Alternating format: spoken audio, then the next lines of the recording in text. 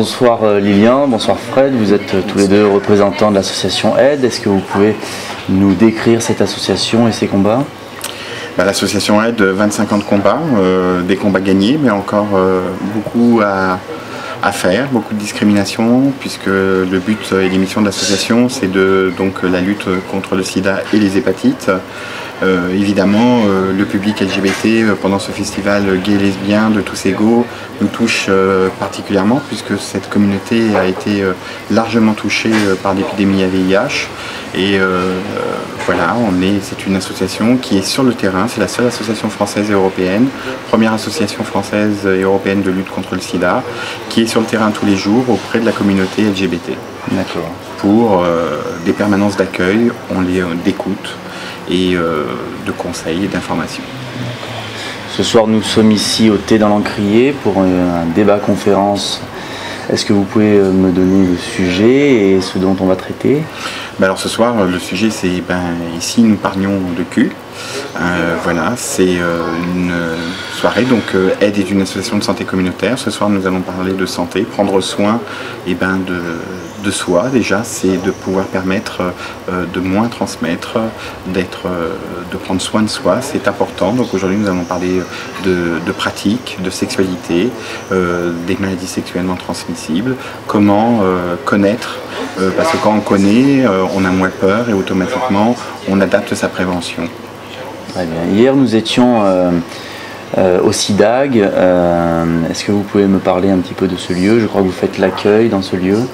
Alors on a débuté depuis mars en fait un projet de dépistage à résultats rapides, donc ça s'appelle le projet DRAG, dépistage rapide auprès des gays, on fait des acronymes rigolos à Aide. Et donc ça consiste, donc ça vient évaluer en fait l'offre de dépistage, c'est-à-dire de savoir si un dépistage rapide, donc par autoponction, fait par des associatifs, satisfait les gays, si ça peut élargir, voilà, ça vient évaluer leur satisfaction et voir si ce type de dépistage qui est déjà autorisé en Afrique, en Espagne, en Angleterre, éventuellement ce projet va peut-être faire évoluer la loi en France qui interdit ce type de dépistage. Voilà. Et donc venez nombreux les jeudis soirs de 18h à 20h, c'est toutes les semaines. Donc ce CIDAG qui se trouve au 12 rue Saint-Adrien. Parfait. Voilà. Je crois aussi savoir que vous serez sur la marche le 10 juillet, la marche de Lesbian and Gay Pride. Lesbian and Gay Pride qui est organisée par une toute nouvelle équipe. Est-ce que vous pouvez me dire deux mots sur le déroulé, les préparatifs de cette marche?